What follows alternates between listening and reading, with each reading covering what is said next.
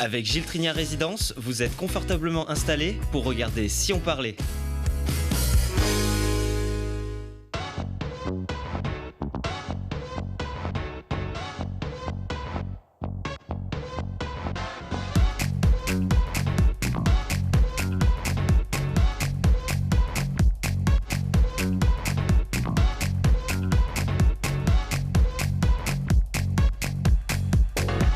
Bienvenue à tous, très heureuse de vous retrouver à l'écoute de ceux qui se bougent pour faire bouger les lignes, comme cette entrepreneuse engagée pour nos fidèles compagnons qui a créé une solution sur mesure pour les nourrir sainement, comme ce club qui perpétue la tradition française d'un sport vieux comme le monde et qui n'a pas de cible, le tir à l'arc régale toutes les générations, et comme celles qui sèment la joie avec leur sourire, leur peps et leur glamour sur les événements sportifs ou populaires depuis plus de 15 ans partout dans les Alpes. C'est les Pom-Pom Girls des Alpes sous la houlette de Claire, la présidente et fondatrice. Bienvenue Claire. Bonjour, merci. Claire qui est venue avec Noémie. C'est important de vous présenter tout de suite Noémie parce que vous n'allez pas pouvoir rester au cours de cette émission. Noémie, c'est aussi un pilier des Pom-Pom Girls des Alpes, Claire. Oui, c'est un vrai pilier depuis 14 années. C'est le bras droit, mon bras droit, et surtout la danseuse la plus investie dans la structure jusqu'à aujourd'hui. Et donc, vous êtes la présidente, c'est pas encore bicéphale, ça se fait pas à deux têtes, mais il y a aussi des piliers au sein de cette association. C'est pas une troupe, c'est une association, les Pom-Pom Girls des Alpes. Oui, alors on est une association, on est une troupe de danseuses, oui, et il y a des piliers dans chacune de nous. On est 15 danseuses, 17 avec Noémie et moi aujourd'hui, et chacune a un vrai rôle à jouer dans la structure. Très bien. Noémie, c'était un plaisir en tout cas de vous recevoir et on vous laissera bien sûr retrouver vos occupations en cours d'émission. Mais merci beaucoup d'être là et on se retrouve bientôt, hein, on espère en bord de glace notamment. Oui, certainement. Ah, magnifique. Merci Claire pour ces précisions. Laurent Boissadi, bienvenue. Merci à vous aussi. Et Enki Souyo, bienvenue aussi. Merci. Vous êtes deux archers, vous n'avez pas amené vos armes avec vous, hein? Non. Non, magnifique. Vous êtes la première compagnie d'arc du Dauphiné et vous venez d'organiser encore une fois les championnats de France jeunes de tir à l'arc et vous avez été récompensé par un trophée de l'Office municipal des sports. Vous allez tout nous dire sur ce sport qui a toujours la cote en France. Et bonsoir Estelle. Bonsoir. Ça va Estelle? Ça va très bien. Alors, du cru, c'était la tendance diététique du crudivorisme il y a à peu près une dizaine d'années. Mais pour nos compagnons à quatre pattes, les habitudes traînent encore un peu la patte. Alors, vous avez retroussé vos manches, Estelle est vieux, et vous avez créé, comment ça se prononce? Cru, avec un Q. En fait, une marque d'alimentation pour chiens et chats à base de cru, c'est-à-dire le cru. C'est comme pour les humains, les viandes, les fruits, les légumes? Oui, surtout les viandes, les fruits, les légumes, effectivement, les huiles, tout ça parce que nos chats et nos chiens sont des carnivores et donc ce sont des animaux qui sont faits pour manger de la viande crue. Donc c'était ça l'idée alors, c'était de revenir un peu à ce que nos animaux sont ici sur cette planète, c'est-à-dire des carnivores. Exactement. Parce que qu'est-ce qui s'est passé pendant des années? C'est un petit peu comme la restauration rapide des animaux. Hop, un paquet de croquettes, c'est facile, c'est simple, c'est écrit sur la boîte, c'est bon pour la santé. Tout à fait. En fait. Tout à fait, vous l'avez bien résumé. En fait, pour se simplifier le stockage, la logistique, le transport, les industriels ont créé les croquettes qui ont finalement moins d'une centaine d'années. Et le marketing a fait que maintenant on imagine que les chiens et les chats mangent des croquettes. Mais en fait, à la base, ce sont bien des animaux qui sont censés manger beaucoup plus naturellement des os charnus, de la viande crue, des fruits, des légumes et des huiles qu'on vient complémenter pour assurer l'équilibre des rations. Oui, mais alors ça, c'était venu pour vous, cette idée d'une conviction personnelle pour votre animal? C'est parti en fait d'un constat personnel? Oui, complètement. J'avais une chienne de 9 ans qui avait des difficultés à manger et des problèmes de santé un peu récurrents. Et du coup, une amie m'a conseillé ce type d'alimentation. J'ai essayé, mais je me suis confrontée à plein de problèmes logistiques. Du coup, j'ai décidé de monter une entreprise pour simplifier la tâche des gens qui voulaient, comme moi, nourrir plus sainement leur animal de compagnie. Bon alors, la base de la santé, on se base sur quoi en fait? Est-ce que les croquettes, c'est trop transformé? Parce qu'on imagine aussi qu'avec les progrès de la science, on est capable aussi d'élaborer des produits qui ne se trouvent peut-être pas dans la nature, mais qui finalement apportent tous les nutriments nécessaires pour les animaux. Les croquettes, finalement, est-ce que c'est si mauvais que ça, en fait? En fait, c'est une excellente question que beaucoup se posent, parce qu'on peut se dire qu'objectivement, en regardant les études nutritionnelles, laquelle les croquettes conviennent parfaitement aux attentes, à l'équilibre qu'on veut apporter à nos animaux de compagnie. Mais en fait, si on raisonne avec du bon sens, on se rend quand même bien compte que la croquette, c'est un aliment ultra transformé qui a été cuit à très haute température et les vitamines et les micronutriments qui sont dans la croquette, ce sont toujours ou très souvent en tout cas des vitamines et des micronutriments de synthèse. Puisqu'en fait, une fois qu'on a passé une vitamine à 120 degrés, généralement, elle n'existe plus. Donc, on vient la rajouter en fin de process synthétiquement. Et ça provoque quoi? Ça provoque des allergies? Quels sont les effets, en fait, sur la santé des animaux? Alors, on se rend compte de plus en plus que les animaux ont de plus en plus de problèmes de cancer, de diabète, d'insuffisance rénale. Voilà, ce genre de pathologies maintenant on les identifie comme des pathologies classiques chez le chat, chez le chien, mais en fait ce sont des pathologies qui, quand on vient donner une alimentation naturelle à son animal, se présentent beaucoup moins. Alors évidemment, là où c'est difficile, c'est que il faudrait pouvoir le prouver de manière très scientifique avec des cohortes d'animaux qui sont aussi bien nourris de façon naturelle que de façon industrielle. Et aujourd'hui, les études scientifiques, elles sont toujours financées par des lobbyistes, en fait, par des gens qui ont de l'argent. Et donc, ça va plutôt être la team croquette. Alors, votre idée, c'est donc de préparer des menus tout prêts, sur mesure, avec des produits crus, donc de la viande fraîche, des fruits et légumes et des huiles aussi, on le rappelle. Mais alors, ça veut dire, c'est quoi du sur mesure? C'est-à-dire, moi, je vous dis, bon, bah voilà, j'ai un chat, il pèse tant, il est né en telle année, je voudrais avoir ces menus tous les jours. C'est ça, en fait, l'idée? Alors, c'est un petit peu ça le concept. Vous vous connectez sur notre site internet, vous renseignez toutes les infos concernant votre animal, un chat, un chien, son âge, sa race. Et là, on a un algorithme qui a été développé en interne qui va tourner et qui va vous proposer déjà les kilocalories qu'il faut pour votre animal, et ensuite, parmi toute la gamme de menus qu'on propose, les menus qui nous semblent les plus adaptés pour votre chat. Mais un menu, c'est-à-dire, moi, mes chats, ils mangent quasiment toute la journée dans leur petite gamelle. Donc, est-ce que vous avez une ration pour la journée? Vous avez un petit repas, il faut qu'on en donne plusieurs? Alors, nous, on va vous vendre un sachet pour la journée. Et vous pouvez le subdiviser en petits repas en ce qui concerne les chats. Généralement, les chiens mangent une fois le matin, une fois le soir, ou même seulement une fois le matin, ou seulement une fois le soir. Donc, c'est un peu plus facile. Pour les chats, effectivement, il faut couper la ration davantage. Après, il y a aussi des chats qui mangent seulement 2 ou 3 fois par jour. Ça existe. Ah, super. Mais alors, comment c'est fait, en fait? Vous avez c'est quoi ces viandes? Est-ce qu'on sait d'où elles viennent? C'est local, il paraît? Oui. Alors, à 60... Auvergne-Rhône-Alpes. Voilà, exactement. À 75%, les viandes vont venir on va les acheter à moins de 200 km de notre atelier de production. Tout est local. Notre atelier de production, il est au Fontanil-Cornillon. Oui, ça, c'est l'ancien qu'on voit, parce que déjà, on sait que ça s'est bien développé, mais le mode de préparation, il n'a pas forcément changé. Alors, ça a quand même beaucoup changé par rapport à ce qu'on voit. Mais effectivement, au moins, avec ces images-là, on voit le produit, on comprend le produit.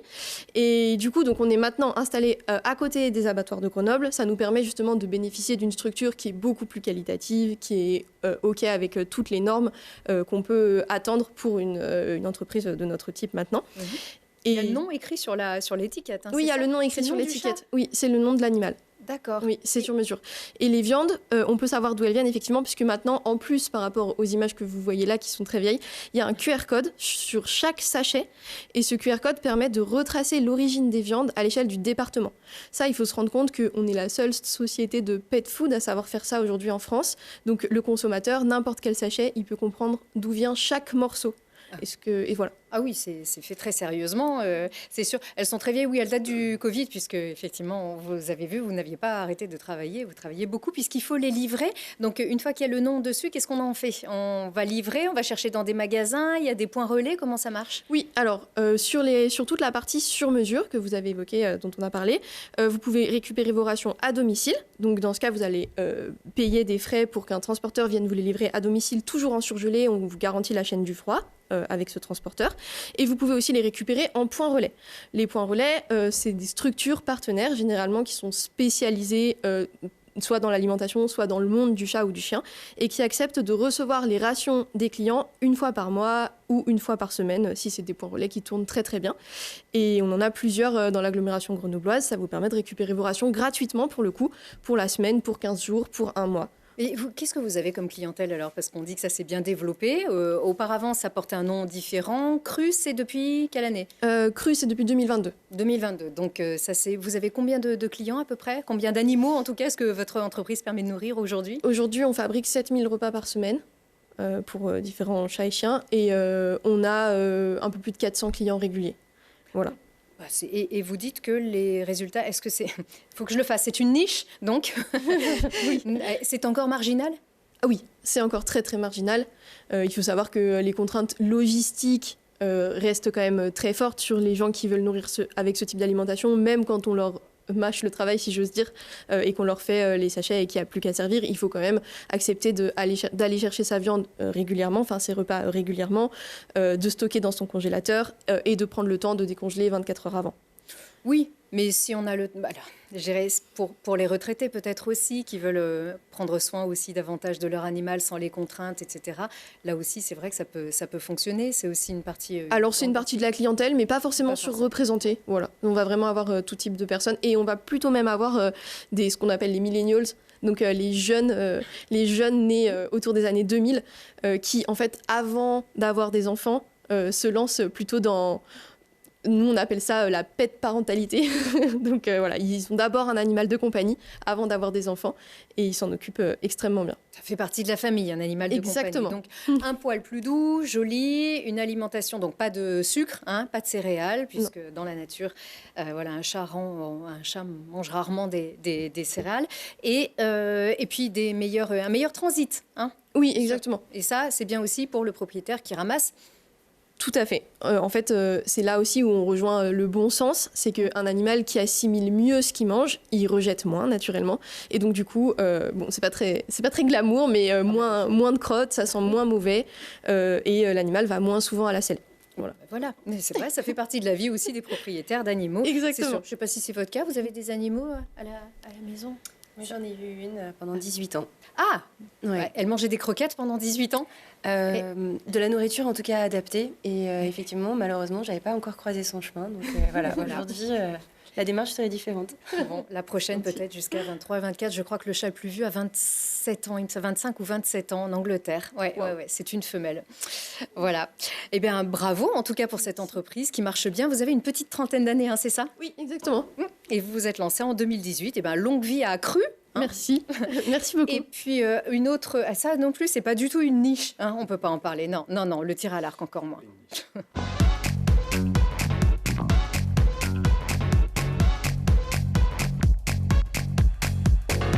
J'aime bien les jeux de mots, vous le savez. Donc, on va dire que vous avez plusieurs cordes à votre arc. Non seulement vous visez juste lorsque vous vous exercez devant une cible, mais aussi vous touchez toutes les cibles avec un sport qui nous parle à tous, le tir à l'arc. Alors attention, arc, c'est archaïque, c'est pas l'étymologie, mais c'est vrai que c'est un sport qui est très archaïque finalement.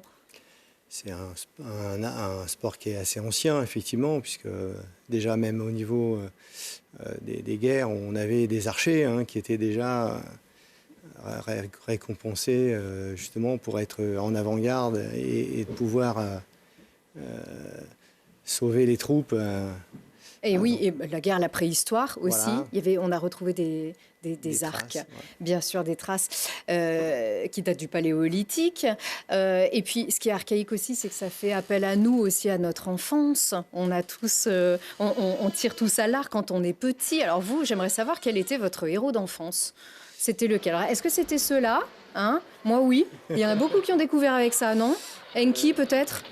Je pense que je suis pas de cette génération-là. C'est pas ça. C'est pas ce... C'est pas mon souvenir. C'est vrai. Bon, alors moi, ce Robin des Bois-là, moi, je l'aime bien. C'est vrai que beaucoup veulent imiter celui-ci quand on est tout petit. Il y en a un, c'est un peu... Alors, il y avait aussi Rolf Lynn, quand même, beaucoup plus loin. Mais là, j'allais pas avoir la maladresse de vous proposer celle-ci. Peut-être Kevin Costner, Claire, plus. Ah oui. Nous aussi, Enki, peut-être. Moi, c'est vrai. Alors là, ce film... Est-ce que, d'ailleurs, on a pu mesurer le taux de remplissage des clubs après ce type de film après, Non, je pense que c'est difficile de mesurer les impacts. On sait qu'on a, dès qu'il y a un film qui sort, sur lequel il y a du tir à l'arc, forcément, il y a un petit effet. Mais voilà, c'est peut-être contribuer un peu. Voilà, ça y contribue un petit peu, on va dire. Alors, c'est vrai que ça fait quand même très solennel aussi, la première compagnie d'arc du Dauphiné. Et par contre, c'est pas un des clubs les plus anciens de Grenoble, mais quand même, 1963. Ouais, c'est ça. pas mal. pas mal. 61 ans. C'est autant, c'est autant que les brûleurs de loups. Hein.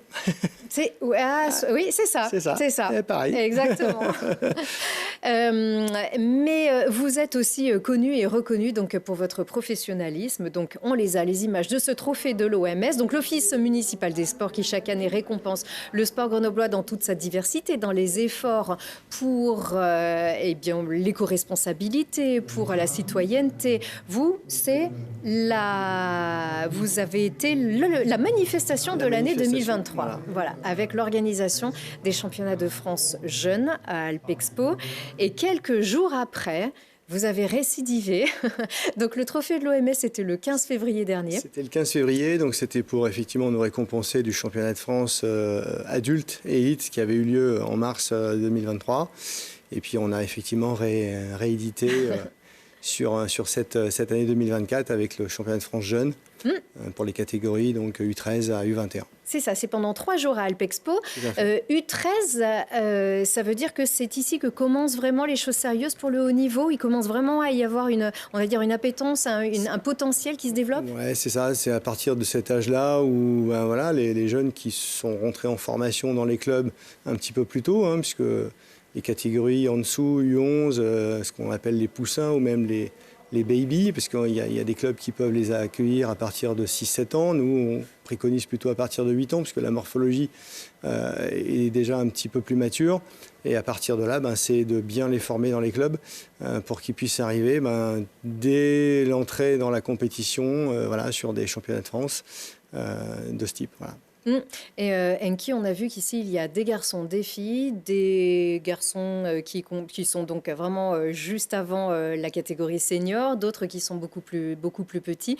C'est vraiment un sport qui séduit toutes les générations, on va dire, et que ce soit garçon, homme, femme.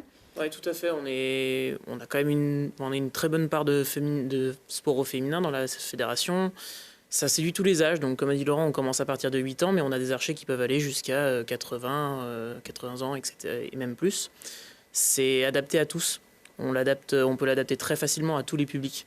Et ça, c'est assez important quand même sur le sport. C'est une des principales qualités quand même qu'on peut donner sur le sport qui peut être pratiqué par tous. Vous avez commencé à quel âge ? 14 ans, moi, j'ai commencé. Oui, pourquoi ? Qu'est-ce qui vous a séduit dans cette discipline ?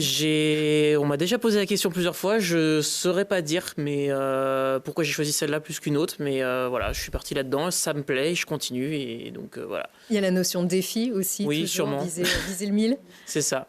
C'est un sport qui est quand même qui est très complet, à la fois physique, à la fois mental, à la fois c'est un sport de précision, on l'a dit.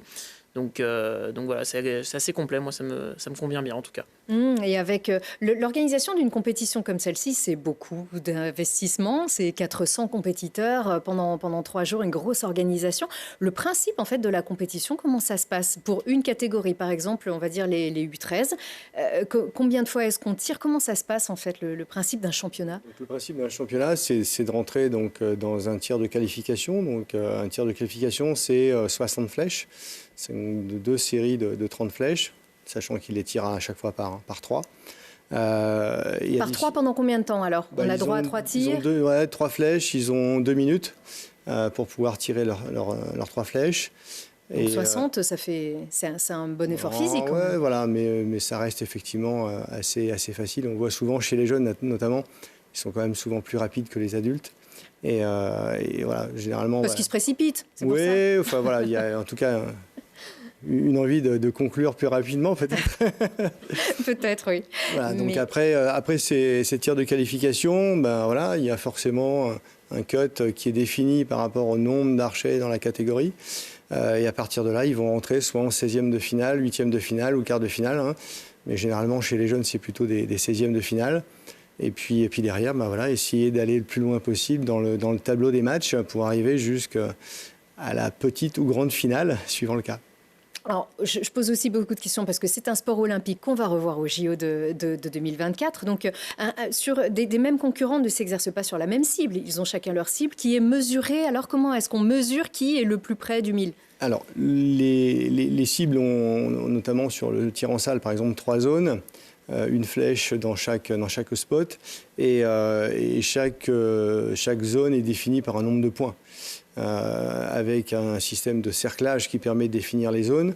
Et chaque archer s'auto-évalue avec les archers de sa cible pour définir le nombre de points qu'il a réalisé. Et en cas de désaccord, de litige sur un cordon, on fait appel à l'arbitrage justement pour pouvoir départager le résultat. Et Enki, est-ce qu'on est tous égaux devant le matériel? Parce qu'on imagine que c'est un sport qui progresse avec l'évolution des technologies, avec les matériaux.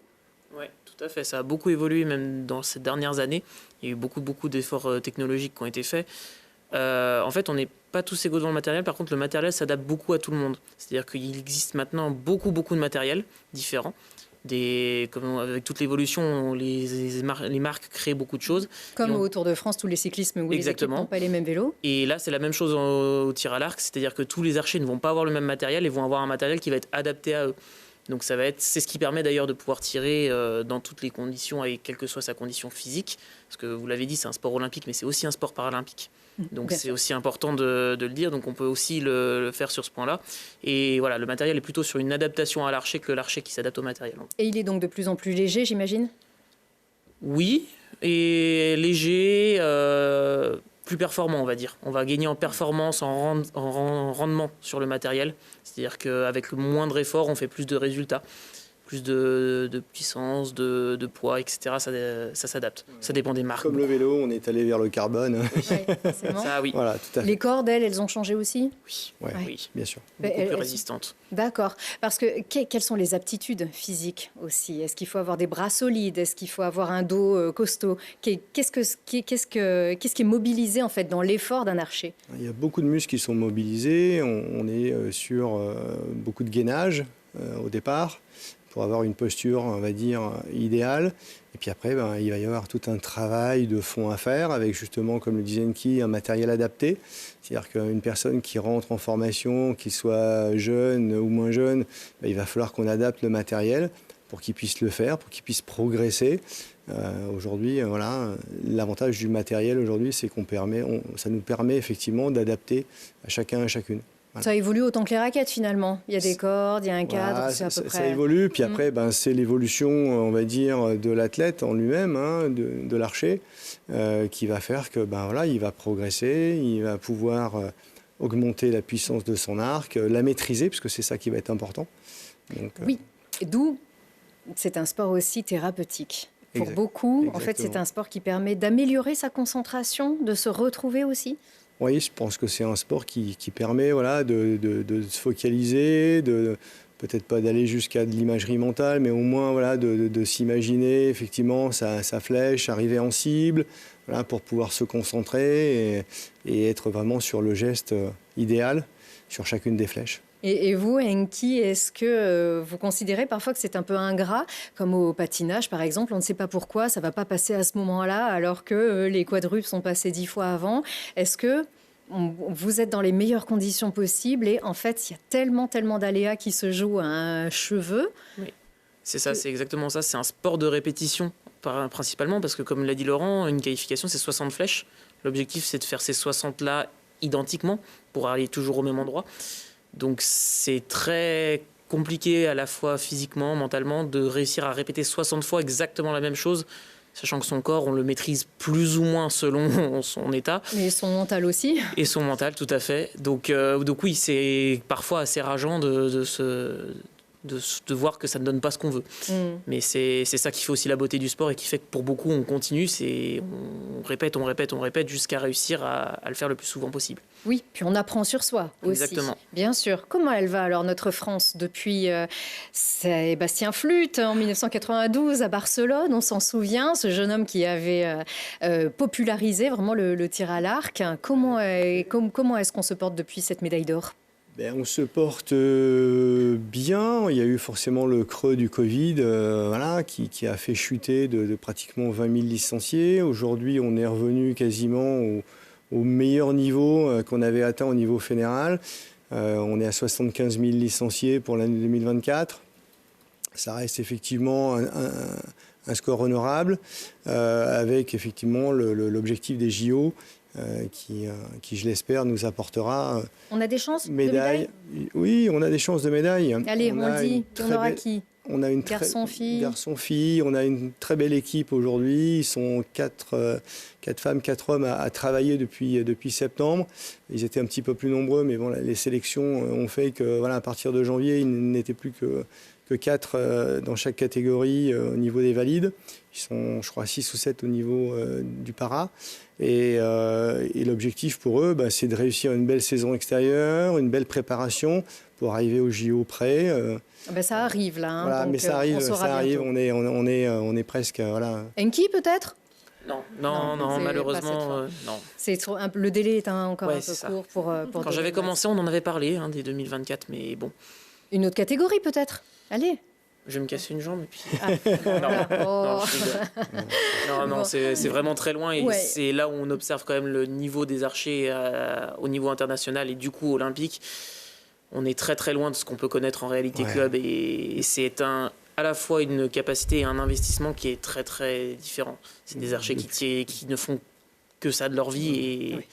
Enfin, comme tous les sportifs d'ailleurs dans n'importe quel sport, mais c'est très impressionnant, nous, de notre petit point de vue, si j'ose dire, régional. Et pour vous, ça reste une passion?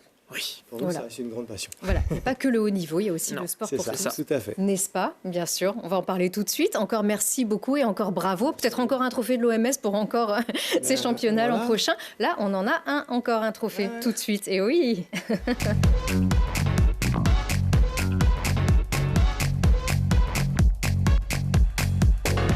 On aurait pu les apporter d'ailleurs, tous ces trophées. Vous aussi, vous avez eu des trophées d'ailleurs du réseau Entreprendre aussi. Et oui. Estelle, quant à vous, Claire, vous êtes la dirigeante de l'année 2023. On l'a, regardez, on a des petites images de ce trophée encore qui avait été remis en février dernier. Vous n'étiez pas toute seule, Claire, Non, c'est vrai. Elle fait partie de la compagnie, celle-ci, de la troupe? Oui, en tout cas, c'est ce que j'espère. Oui, c'est vrai. Elle s'appelle Margot, c'est la plus jeune. C'est ça. Le goût du spectacle, du chant, du théâtre. Et c'est votre fille. Alors, beaucoup reconnaissent votre visage, Claire, j'en suis sûre. Vous faites partie du paysage sportif grenoblois, mais oui. Alors, non seulement par vos performances, parce que vous avez su créer en termes de performances, de prestations, mais aussi par le spectacle sportif qui vous entoure depuis maintenant combien? Alors, ça, c'est peut-être même un peu plus ancien encore. Ça, c'est pas vraiment les pom-pom girls des Alpes. 17 ans. Regardez, c'est vous, ça. Oui. Et c'est nous aussi. Bravo. C'était les Grenoble, on était en direct. Bravo, j'ai pas les mêmes. Et ça, c'était Je serais ravie de récupérer les archives. Exactement. Ouh là, on en a. Ici, on est en 2007. Et oui, quand Télé Grenoble proposait les matchs en direct. Là, on est en 2008. Vous vous rappelez, ça, c'était un super moment à Bercy. Ouais. Regardez, je vous dis, on va vous voir. Encore là, il y a un but et ça, c'est vous. Et voilà. C'était magique. C'était incroyable. Donc, vous avez fait... évidemment, vous êtes très attaché au hockey, qui ça a été un petit peu la rampe de lancement, le hockey sur glace? Complètement.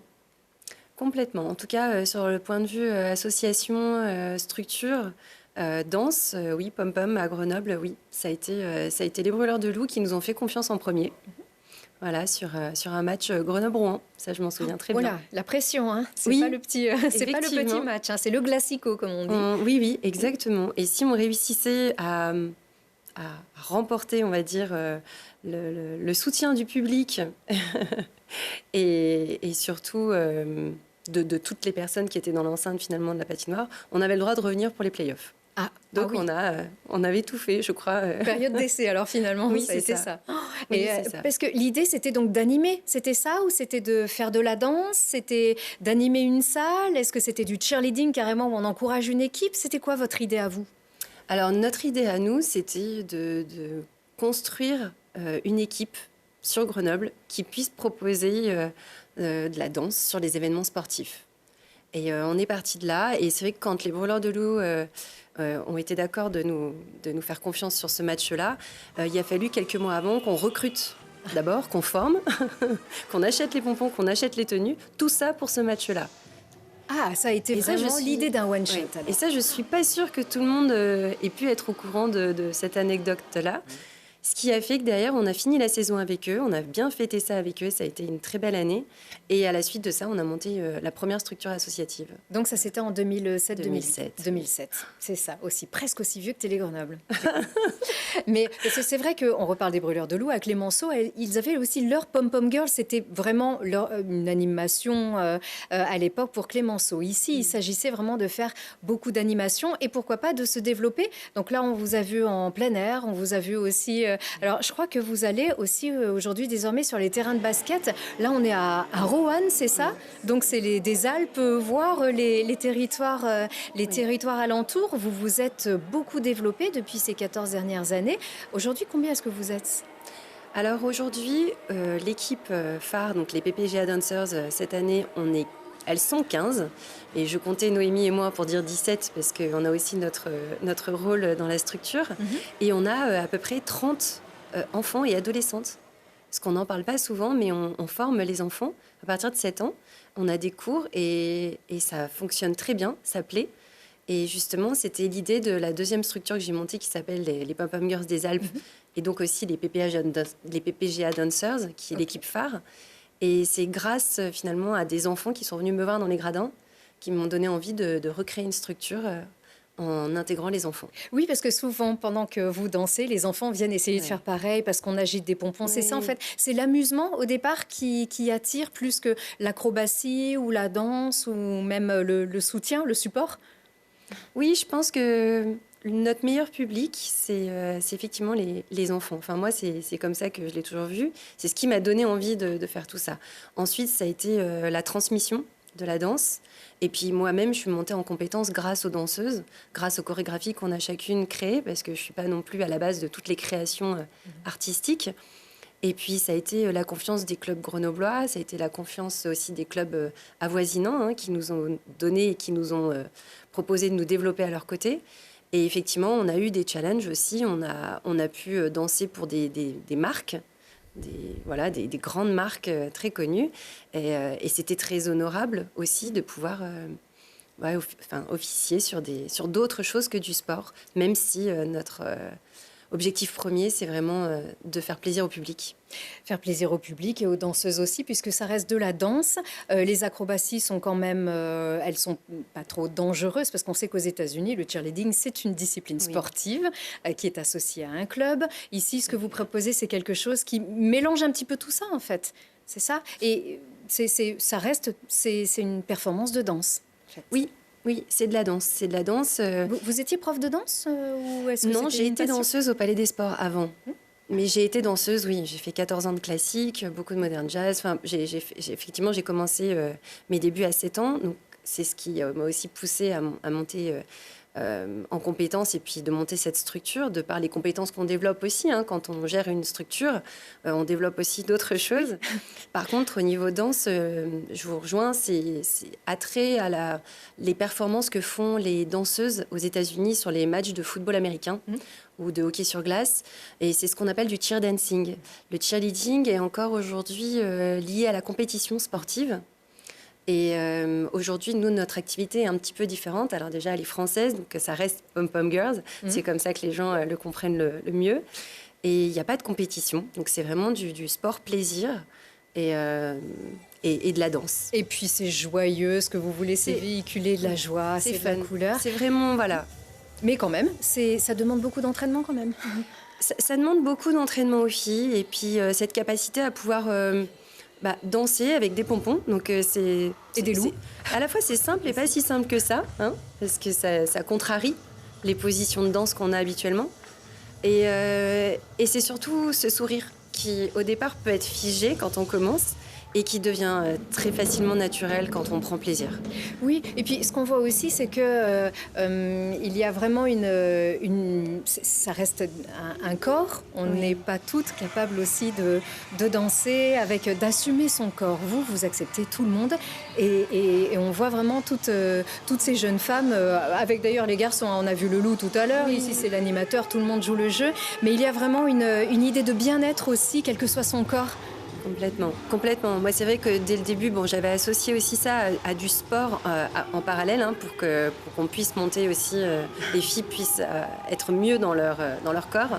C'est aussi important. Aujourd'hui, elles le sont. Elles ont vraiment le sourire. Elles ont la capacité à pouvoir le faire.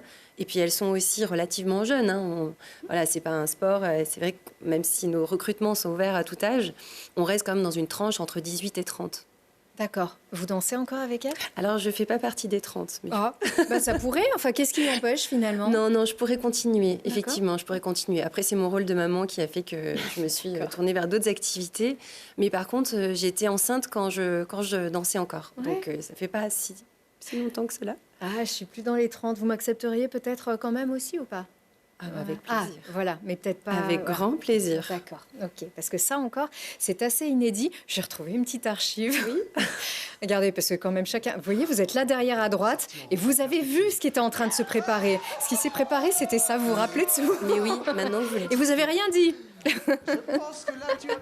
Voilà. Non, ça c'est un souvenir magnifique. C'est la fin de la première année des Pom-Pom Girls des Alpes. On est en 2007 et Télé Grenoble avait planté son studio dans le vestiaire des Brûleurs de Loups. 2 jours après, le titre gagné par cette équipe. Et forcément, il y avait beaucoup d'eau. Hein. Oui. Beaucoup de glace et beaucoup d'eau pour vous. Voilà, la glace, elle était à côté, il y avait beaucoup d'eau, mais pas que dans les verres, je crois que c'était autre chose.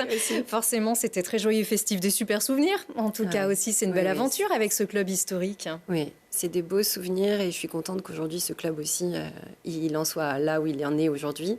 Et c'est aussi la plupart des personnes avec lesquelles on a travaillé, on voit que le sport est notre force à tous, en fait. C'est ce qui nous permet de nous rallier, et puis de nous donner envie d'avancer. Hein. Je vous vois, vous. Et... Non, mais c'est vrai que c'est ça. Hein. Moi, c'est l'attrait pour le sport, la passion pour le sport qui fait qu'on continue. Donc on va aussi applaudir les Pom-Pom Girls des Alpes qui font applaudir cette patinoire Pôle Sud aussi, qui mettent l'ambiance. Les playoffs de hockey, eh bien, c'est pendant le mois de mars et on espère jusqu'à la mi-avril, bien sûr. Donc on pourra vous y applaudir. Mais bravo vraiment pour cette initiative. Donc trophée de la dirigeante de l'année de Grenoble, vous le méritez. Et on souhaite encore avoir beaucoup de pompons qui brillent un petit peu partout sur les terrains sportifs pour célébrer des victoires aussi. Je le souhaite. Après 15 ans, je le souhaite encore que ça continue, oui. Bien sûr. Allez, merci beaucoup, Claire. On a un bon plan ici ce soir, tout de suite.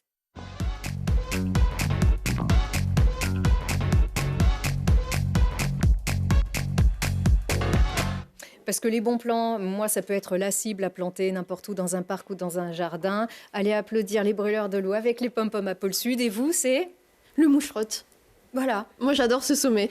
Je le trouve accessible quand on veut faire découvrir la région à des amis qui n'ont pas l'habitude de faire de la rando.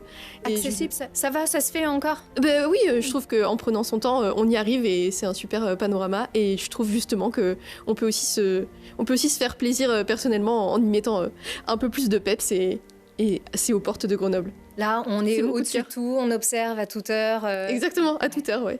C'est important de le dire. Et c'est comme ça qu'on garde le sourire et la pêche, j'ai l'impression. Alors, donc il faut faire de la rando et prendre de la hauteur. Exactement.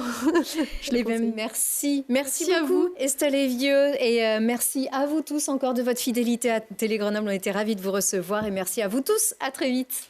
Merci.